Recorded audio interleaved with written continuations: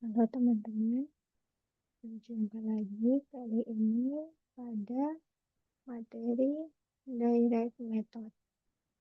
Nah, pada materi kali ini teman-teman bisa pelajari ketika teman-teman sudah mempelajari materi yang sudah saya bagikan versi PPT-nya. Jadi, metode iterasi atau direct method ini digunakan untuk memperkirakan nilai akar suatu persamaan yang dicari. Jadi ada soal, teman-teman ingin mencari persamaan, ada persamaan, teman-teman ingin mencari salah satu akarnya. Nah, metode ini bisa digunakan. Nah, cara untuk menggunakan metode ini, salah satunya adalah dengan mengubah persamaan yang ada pada soal ke dalam bentuk X sama dengan GX. Jadi, pada soal ini, fungsi fx kita ubah ke dalam bentuk X sama dengan GX. Jadi, di sini yang digunakan adalah X pangkat 3. Jadi, selain X pangkat 3, itu akan pindah ke ruas sebelahnya. Jadi, X kuadrat yang bernilai positif, ketika dia berada di ruas sebelah kanan, dia akan bernilai negatif, menjadi negatif X pangkat 2. Kemudian, min 3X akan menjadi bernilai positif, dan min 3 akan bernilai positif. Sehingga X pangkat 3 sama dengan min X kuadrat ditambah 3X ditambah 3. Nah, karena bentuk yang diminta adalah bentuk XDX, maka dari X pangkat 3 dia akan menjadi bentuk X. Sehingga X-nya sama dengan nilai ini, nilai negatif X pangkat 2 ditambah 3X ditambah 3, ini semua kita pangkatkan dengan 1/3. Nah, setelah mendapatkan bentuk X dx-nya, kemudian kita akan menghitung nilai X berikutnya, yaitu X2-nya. Sehingga X2 berarti nilai dari X1 yang dipangkatkan dengan 1/3. Nah, ini bentuk X1 yang di atas. Nah, bentuk X2, nilai X yang di dalamnya adalah nilai X1 semuanya. Nah, selanjutnya, untuk nilai errornya itu diperoleh dengan nilai mutlak dari X2 dikurangi X1 dibagi X2, itu semua kita kalikan dengan 100%.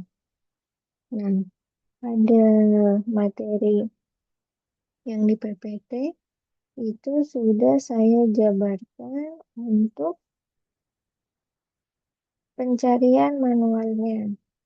Nah, sekarang kita mulai untuk menggunakan Microsoft Excel. Jadi, menurut flowchart-nya, di sini kita akan memilih X1. Nah, di sini kita misalkan X1-nya adalah 1. Jadi, untuk mencari nilai X2, berarti X2 itu kita menggunakan rumus yang sudah kita dapatkan. X2 sama dengan negatif X1 kuadrat ditambah 3 dikali X1 ditambah 3 dan dipangkatkan dengan 1/3. Berarti nilai X2 di sini menggunakan Microsoft Excel. Kita mulai dari sama dengan, kita buka kurung, kemudian negatif dari Kita buka kurung lagi. X1 pangkat 2. Berarti kita klik angka 1. Kita pangkatkan dengan 2. Tutup kurung. Kemudian kita tambah dengan 3x1. Berarti 3 kita kalikan dengan 1. Nah, karena di sini kita tidak bisa klik satunya karena tertutup dengan rumus, maka kita lihat satu ini berada pada sel B9. Berarti kita klik B9. Kemudian ditambah 3 tutup kurung. Kemudian kita pangkatkan dengan 1/3. Oke, tutup kurung, enter. Nah, ini nilai dari X2. Selanjutnya di sini kita mencari nilai epsilon A. Epsilon A ini nilainya adalah ada harga mutlak. Untuk di Microsoft Excel kita menggunakan absolut yang menyatakan bahwa semua hasil nilainya nanti akan selalu bernilai positif karena sudah dimutlakan. Berarti ABS buka kurung X2 kurang X1. Berarti X2-nya diklik, kita kurangi dengan X1. Kemudian tutup kurung, kita bagi dengan X2. Nah, kita tutup kurung lagi, kemudian kita kalikan dengan 100%. Nah, hasilnya 0,41 sekian. Sedangkan nilai epsilonnya di sini adalah 0,0001.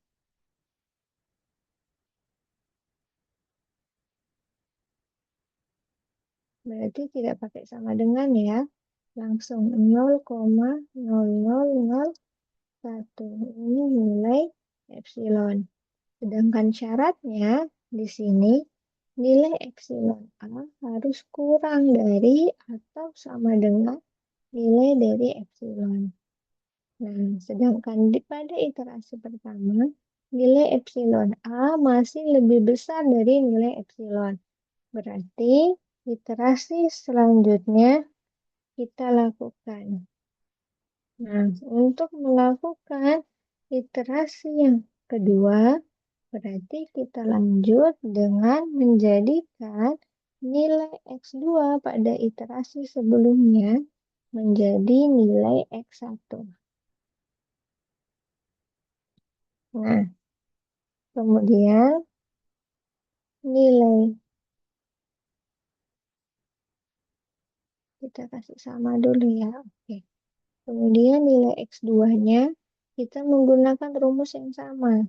Jadi teman-teman bisa langsung tarik saja ya. Di blok dulu X2-nya. Kemudian ada tanda tambah hitam. Kita tekan tarik ke bawah. Nah, ini adalah nilai X2. Yaitu nilai dari X1 pada iterasi kedua kita masukkan ke dalam rumus X2 yang sudah kita tentukan ini. Nah, kemudian nilai epsilonnya kita tinggal tarik lagi. Kita blok, kita tarik. Nah, dan ini nilai epsilon di sini sama semua.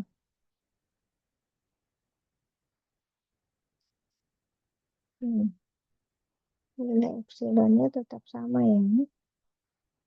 Nah, ternyata pada iterasi kedua, epsilon A-nya masih lebih besar daripada nilai epsilon yang ditentukan di soal. Kita lanjut ke iterasi ketiga, yaitu dengan menjadikan nilai X2 pada iterasi sebelumnya menjadi X1. Berarti dari sini kita peroleh nilai X2-nya adalah 1,73. 9. Nah, kemudian nilai epsilon A-nya kita peroleh 0,0006. Masih lebih besar ya dari epsilon yang ada pada soal.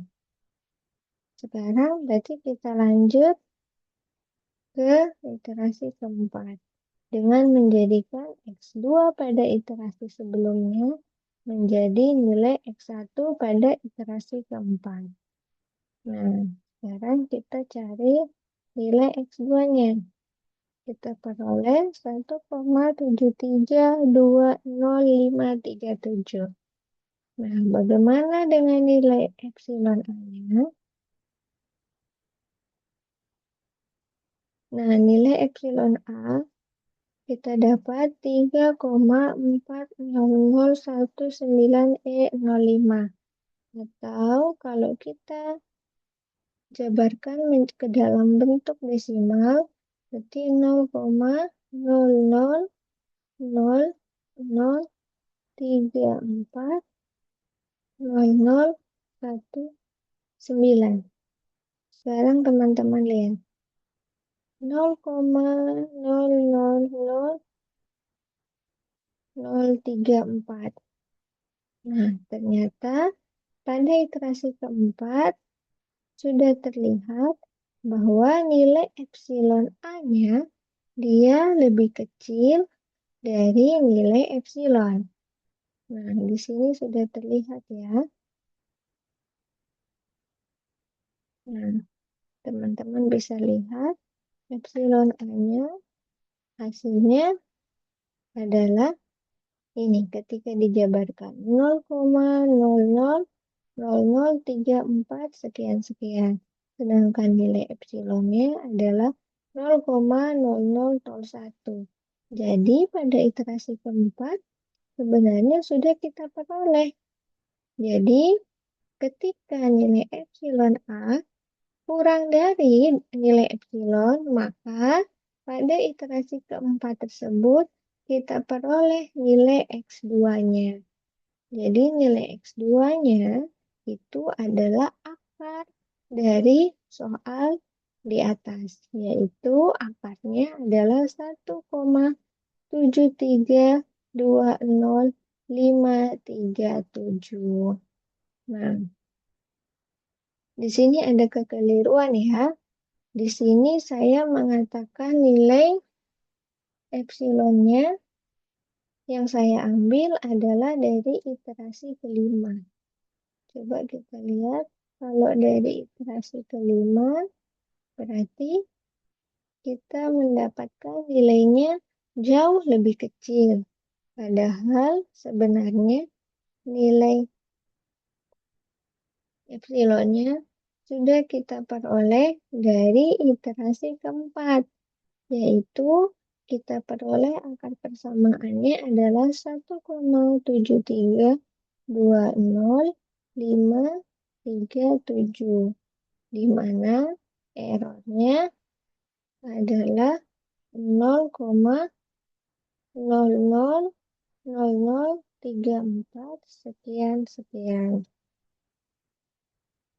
0,0000340019. Ya, jadi metode iterasi atau direct method ini dia lebih mudah, di mana iterasinya lebih sedikit dibandingkan metode bisection yang pada pertemuan sebelumnya. Jadi saya harap dengan menggunakan direct method ini, teman-teman bisa lebih mudah untuk mendapatkan hasil akar persamaan karena iterasi yang dilakukan lebih sedikit. Kiranya ini sedikit pemaparan materi dari saya. Terima kasih yang sudah menonton. Sampai jumpa.